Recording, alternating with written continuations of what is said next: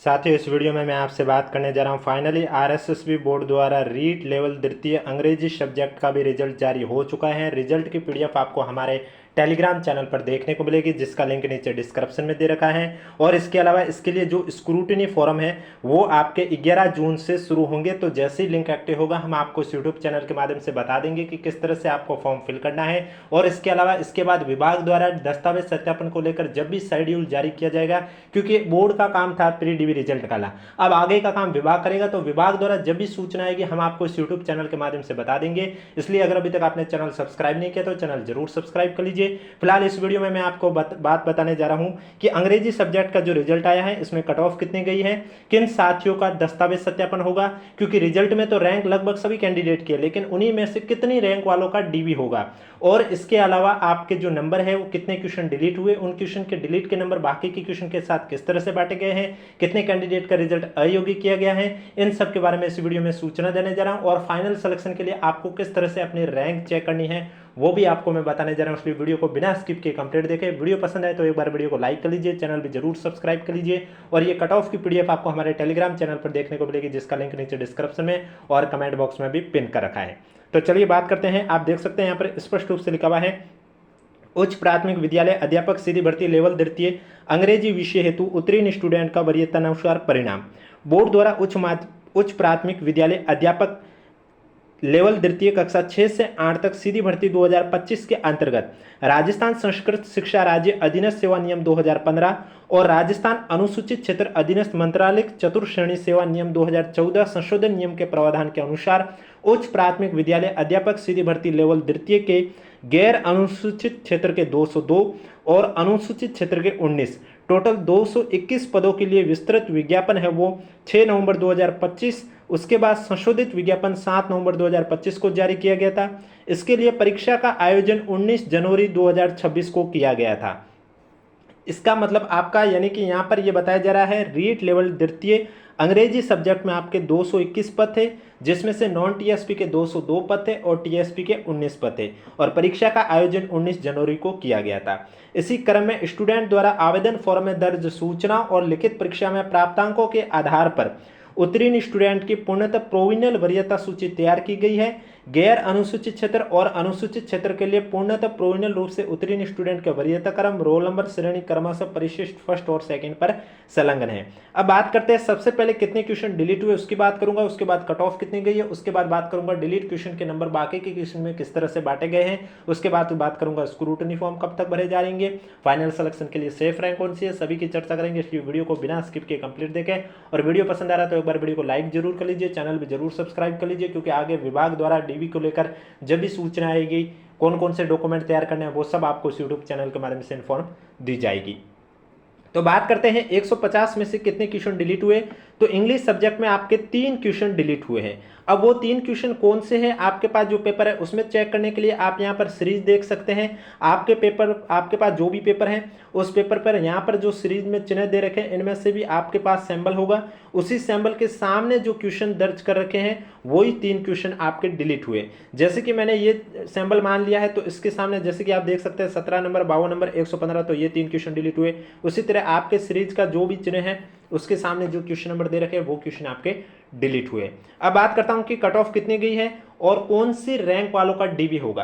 तो सबसे पहले आप देख सकते हैं यहाँ पर स्पष्ट रूप से लिखा हुआ है कि गैर अनुसूचित क्षेत्र और अनुसूचित क्षेत्र के लिए क्रमशः परिशिष्ट फर्स्ट और सेकंड अनुसार वरीयता अनुसार पूर्णतः प्रोविजनल रूप से उत्तीर्ण स्टूडेंट में से लंबवत प्रवर्ग अनुसार विज्ञापित पदों के लगभग 2 गुना स्टूडेंट के अतिरिक्त पात्रता जांच और दस्तावेज सत्यापन की पुनरावृत्ति रोकने हेतु क्षैतिज आरक्षण की श्रेणी में विज्ञापित पदों के लगभग 3 गुना स्टूडेंट को पात्रता जांच और दस्तावेज सत्यापन हेतु शॉर्टलिस्ट किया गया है। यानी कि ये कट ऑफ है वो 2 गुना की जारी की गई है और हॉरिजेंटल रिजर्वेशन में आपके 3 गुना की जारी की गई है। अब मैं आपको बात करने जा रहा हूं, सबसे पहले मैं बता देता हूं उन्हीं कैंडिडेट का, क्योंकि जो रिजल्ट में जो आप देखोगे रैंक लगभग सभी कैंडिडेट के, नंबर सभी कैंडिडेट के लगभग देखने को मिलेंगे, लेकिन दस्तावेज सत्यापन सिर्फ उन्हीं कैंडिडेट का होगा जो 2 गुना में शामिल है। अब 2 गुना में कौन कौन शामिल है, तो जिनके नंबर जो कट ऑफ दे रखी है उतने या उससे ज्यादा है उन्हीं कैंडिडेट के डीबी होगा और उन्हीं कैंडिडेट को 11 तारीख से स्क्रूटिनी फॉर्म भरने होंगे, बाकी कैंडिडेट को नहीं फिल करना है। तो कट ऑफ कितनी गई है आप देख सकते हैं। सबसे पहले मैं बात करूं गैर अनुसूचित क्षेत्र में, गैर अनुसूचित क्षेत्र में आप देख सकते हैं जनरल की कट ऑफ रही है 181.4558, फीमेल की रही है 181.4558, विडो की रही है 120.8571, डीआईवी की रही है 177.3741, एक्स सर्विसमैन की रही है 129.7687। इसके बाद एससी कैटेगरी की बात करें तो आप देख सकते हैं एससी कैटेगरी में जनरल की कट ऑफ रही है 158.2585, ये कट ऑफ आपके 300 में से। फीमेल में रही है 158.2585, विडो की रही है 105.8231, डीआईवी की रही है 121.5646, एक्स सर्विसमैन की रही है 99.2789। इसके बाद एसटी कैटेगरी की बात करें तो आप देख सकते हैं एसटी कैटेगरी में जनरल की कट ऑफ रही है 152.0544, फीमेल की रही है 152.0544, डीआईवी की रही है 109.3605, एक्स सर्विसमैन की रही है 99.1973। इसके बाद जनरल ईडब्ल्यूएस की बात करें तो जनरल ईडब्ल्यूएस में जनरल की कट ऑफ रही है 172.5850, फीमेल की रही है 172.5850, डीआईवी की रही है 145.2245। उसके बाद ओबीसी कैटेगरी की बात करें तो ओबीसी कैटेगरी में जनरल की कट ऑफ रही है 175.4150, फीमेल की रही है 175.4150, विडो की रही है 120.3129, डीआईवी की रही है 151.3878, एक्स सर्विसमैन की रही है 123.0204। उसके बाद एमबीसी कैटेगरी की बात करें तो एमबीसी कैटेगरी में जनरल की कट ऑफ रही है 161.5918, फीमेल की रही है 161.5918, डीआईवी की रही है 133.2245, एक्स सर्विसमैन की रही है 95.2381। बीएलबी की बात करें तो बीएलबी में कट ऑफ रही है 113.6054, एचआई की रही है 111.2789, एलडीसीपी की रही है 126.3537 और एसपी की रही है 141.5510। इसके बाद अनुसूचित क्षेत्र में बात करें तो टीएसपी में आप देख सकते हैं जनरल कैटेगरी की बात करें तो जनरल की रही है 158.9252, फीमेल की रही है 158.9252, एसटी कैटेगरी में जनरल की रही है 127.0612, फीमेल की रही है 127.0612। ये तो आपकी थी कट ऑफ। अब जो डिलीट क्वेश्चन हुए, जैसे कि इंग्लिश सब्जेक्ट में आपके कितने क्वेश्चन डिलीट हुए, 3 क्वेश्चन डिलीट हुए, तो इसके जो नंबर है वो बाकी के क्वेश्चन के साथ किस तरह से बांटे गए, बाकी रिजल्ट की पीडीएफ में आपके नाम के सामने आपके मार्क्स दे रखे। लेकिन फिर भी अगर आप अपनी तसल्ली के लिए देखना चाहते हैं कि आपके मार्क्स सही है या नहीं है, इतने आपके आ रहे हैं या नहीं आ रहे, वो चेक करने के लिए आप इस फॉर्मूले से भी आप अपने मार्क्स कैलकुलेट कर सकते हैं। फॉर्मूला है RQ इंटू KF। RQ का मतलब होता है राइट क्वेश्चन, यानी कि 150 में से आपके कितने क्वेश्चन सही हुए। KF का अर्थ होता है की फैक्टर, यानी कि जिसकी एक अलग से वैल्यू निकालनी होती है। यहाँ से वैल्यू कैसे निकालते हैं, यहाँ पर आप देख सकते हैं मैक्सिमम मार्क्स, यानी कि आपका पेपर कितने नंबर का था, 300 का, तो आप लिखोगे 300 upon total number of question. Total question थे 150, आप लिखोगे 150। टोटल नंबर ऑफ क्वेश्चन में आप लिखोगे 150। Number of valid question, 3 question delete हुए, पीछे वैलिड क्वेश्चन बचे 147।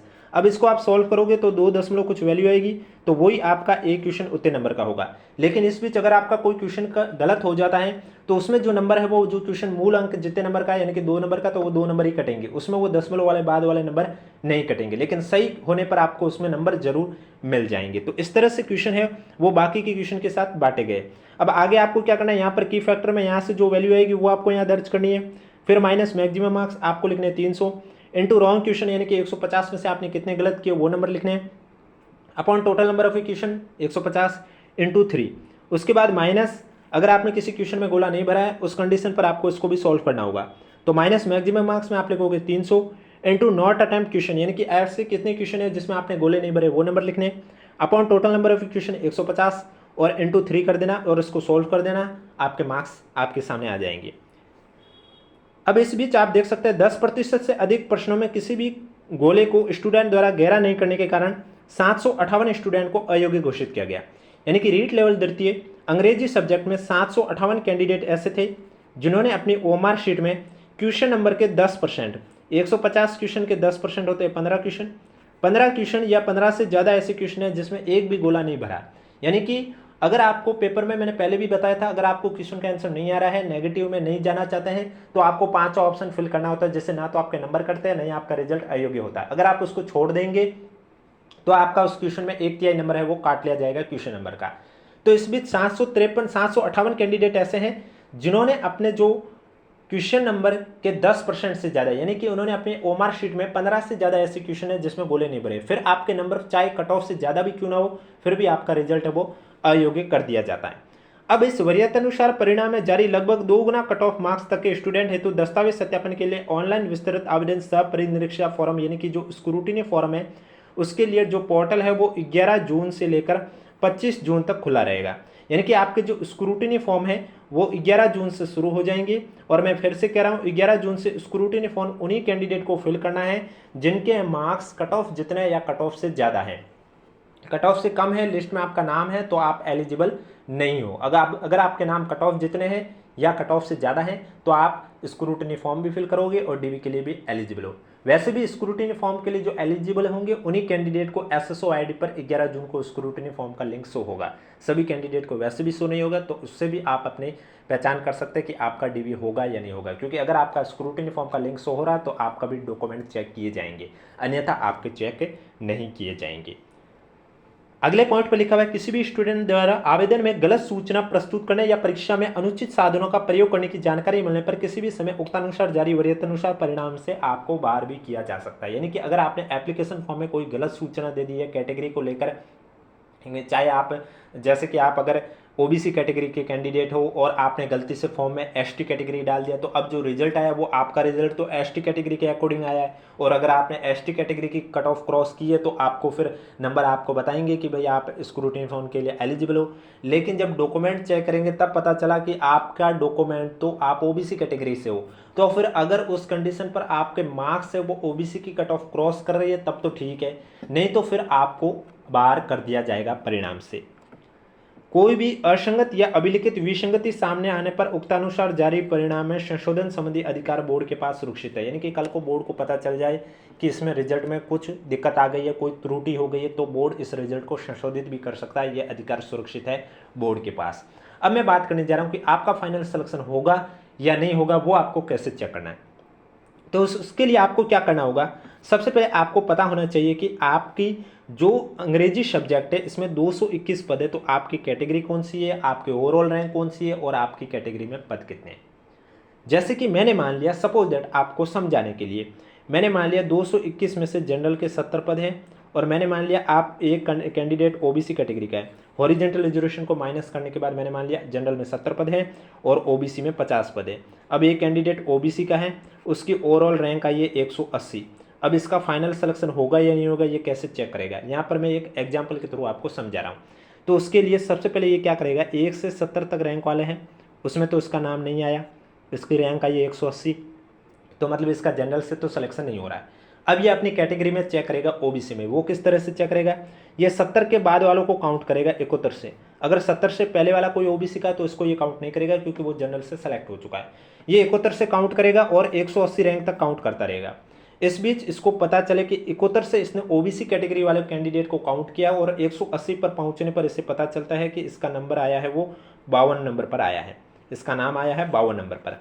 फिर ये चेक करेगा कि ओबीसी में पद कितने हैं, जैसे कि मैंने अभी आपको कहा 50 पद है और इसकी रैंक आ रही है 52वीं, यानी कि ये बाउंड्री पर है। यानी कि यहाँ से ये डिसाइड नहीं कर सकता कि इसका फाइनल सिलेक्शन 100% होगा, नहीं भी हो सकता है। अगर ये इससे पहले जो 51 कैंडिडेट है सभी ने अगर डीवी करवाई है, सभी के डॉक्यूमेंट बराबर सही है, तो फिर उनको ही लिया जाएगा। लेकिन इस बीच अगर कोई 2-3 कैंडिडेट भी डीवी नहीं करवाता, उनका सिलेक्शन किसी और भर्ती परीक्षा में हो गया है, फर्स्ट ग्रेड में हो गया हो, सेकंड ग्रेड में हो गया हो, आरएएस में हो गया हो, और वो डीवी नहीं करवाते, तब इस कैंडिडेट को मौका मिलेगा। क्योंकि अगर आपकी रैंक चाहे कितनी भी अच्छी हो, अगर आपने डीवी नहीं करवाया तो आपका फाइनल सिलेक्शन नहीं होगा।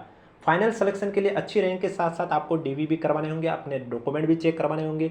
जैसे कि एक कैंडिडेट 10 रैंक पर है, उसने डीवी नहीं करवाई, तो उसका फाइनल सिलेक्शन नहीं होगा जब तक ये डॉक्यूमेंट चेक नहीं करवा देता है। तो फिर ये अगर डीवी नहीं करवाएगा तो इसके जगह इससे पीछे रैंक वालों कैंडिडेट को लिया जाएगा। तो इस तरह से बाउंड्री लाइन वालों पर डिपेंड करता है कि उनसे पहले रैंक वालों किसी कैंडिडेट का डीवी नहीं करवाता तो फिर उनका नंबर आता है। और इस बीच अगर इसकी रैंक रिक्त पदों के अंदर आ रही है, माना कि इसकी रैंक 52वीं नहीं 48वीं आती है, तब इसका फाइनल सिलेक्शन हो जाएगा। क्योंकि 50 पद है और आपकी रैंक 48 आ रही है, तो यानी कि 50 को ले रहे हैं और आप 48 नंबर पर आ रहे हैं, तो यानी कि आपके पीछे भी 2 कैंडिडेट और हैं, उनको भी लिया जाएगा और आपको भी लिया जाएगा। तो इस तरह से आपकी जो भी कैटेगरी है, ईडब्ल्यूएस है, एमबीसी हो, ओबीसी हो, जो भी कैटेगरी हो उस कैटेगरी में यही आपको चेक करना है कि जो कैटेगरी में जितने पद है उतने पदों के अंदर अगर आपकी रैंक आ रही है कैटेगरी में तब तो आपका फाइनल सिलेक्शन हो जाएगा, अन्यथा नहीं होगा। तो इस तरह से आप चेक कर सकते हैं। वीडियो पसंद आए तो वीडियो को लाइक कीजिए, चैनल जरूर सब्सक्राइब कीजिए। मैं फिर से कह रहा हूँ, दस्तावेज सत्यापन उन्हीं कैंडिडेट का होगा जिनके मार्क्स कट ऑफ जितने या कट ऑफ से ज़्यादा है। अब किसी भी साथी को कोई भी डाउट है तो नीचे कमेंट बॉक्स पूछिए। बाकी रिजल्ट की पीडीएफ आपको हमारे टेलीग्राम चैनल पर देखने को मिलेगी, जिसका लिंक नीचे डिस्क्रिप्शन में भी दे रखा है और कमेंट बॉक्स में भी पिन कर रखा है।